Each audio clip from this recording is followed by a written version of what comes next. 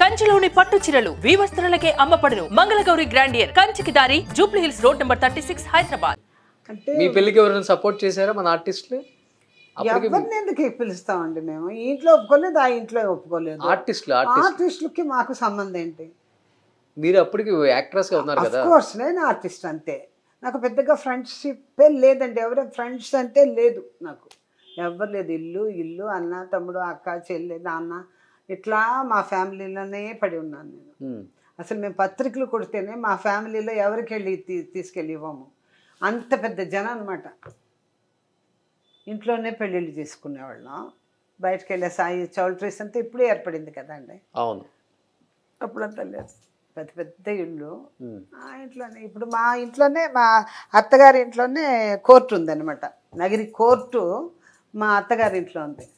అంత పెద్ద ఫ్యామిలీ, పెద్ద ఫ్యామిలీ. పత్రిక కొట్టాల్సిన అవసరమే ఉండదు మాకు. దేవుడి కోసం ఒక పత్రిక కొట్టి ఆయన పంపించేది పెద్ద ఆయనకి.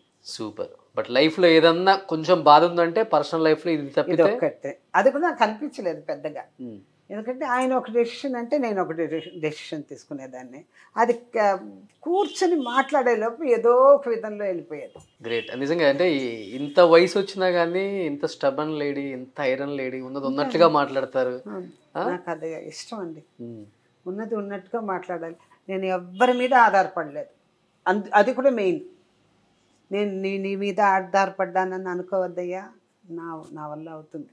నేను గుళ్ళో కూర్చొని భిక్షం ఎత్తి కూడా తినగలను. నాకు ఆ గట్స్ ఇచ్చాడు భగవంతుడు. కానీ అదే భగవంతుడు నన్ను ఆ స్టేజ్కి వదలరు. అది నాకు బాగా తెలుసు. బట్ ఉన్నట్టు మాట్లాడతారు కదా. ఇండస్ట్రీలోనేమో లేనిది ఉన్నట్టుగా మాట్లాడాలి, ఉన్నది లేనట్టుగా మాట్లాడాలి. బట్ అది అనుకునే దానివల్ల మీకు ఇబ్బందులు వచ్చి ఉంటాయి కదా చాలా చాలా చోట్ల. నేను ఎక్కడ, మీరు ఫస్ట్ టైం కదా వచ్చేది, ఇక్కడే కాదు మామూలుగా నేను ఎక్కడ ఇచ్చాను. నా ఇంటర్వ్యూలన్నీ మీకు పంపిస్తాను చూడండి. రియల్ లైఫ్ లో నేను అంటుంది ఇక్కడ. అది ఎదుర్కోవాల్సి వస్తుంది కదండి, ఎదుర్కోవాల్సి వస్తుంది కదా. కొన్ని చెప్పకుండా మానేస్తే మంచిది అనుకుంటాను. కొన్ని చెప్పి అబద్ధాలు చెప్తున్నామని నన్ను కోసేస్తుంది నా మనసు. ఓకే, అందుకనేసి అబద్ధాలు చెప్పలేను నేను అనుకోవచ్చు. చాలా మంది చెప్తుంటారు కదా ఇంటర్వ్యూలు అంటే, మీరు వినే ఉంటారు ఎన్నో. వాళ్ళకి తెలిసిన వాళ్ళు చెప్పారు, నాకు తెలిసిన నేను చెప్పాను అంటే. చాలానే చూసుంటారు కదా మీరు కూడా. ప్రతి ఇంటర్వ్యూ చూసినప్పుడల్లా నేను దీంట్లో ఎంత అబద్ధం, దీంట్లో ఎంత నిజం, దీంట్లో ఎంత బాధ, ఎంత అనుభవం అని బాగా తేలిపోతుంది.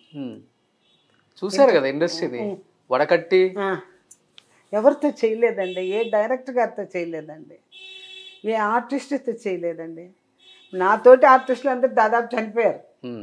తమిళ్లోనే అంతే పాపం. జయశంకర్ పోయారు, రవిచంద్రన్ పోయాడు, ఒక్క ఏవిఎం రాజన్ ఉన్నాడు. ఆయనతో చాలా సినిమాలు హీరోయిన్గా చేశాను. అందరితో ఎంజిఆర్ గారితో చేశాను, జమిని గణేషన్తో నానామనైనా చేశాను. ఎవరితోనే చేయలేదమ్మా అని ఆలోచించుకుంటూ కూర్చుని కమల్ హాసన్ పేరుగానే చేశాను ఎన్నో సినిమాలు. అందగాడు తెలుగులో చేశాను కమల్ హాసన్తో. సుమన్ టీవీలో మీ పర్సనల్ అండ్ బిజినెస్ ప్రమోషన్స్ కోసం కింది నెంబర్కి కాంటాక్ట్ చేయండి.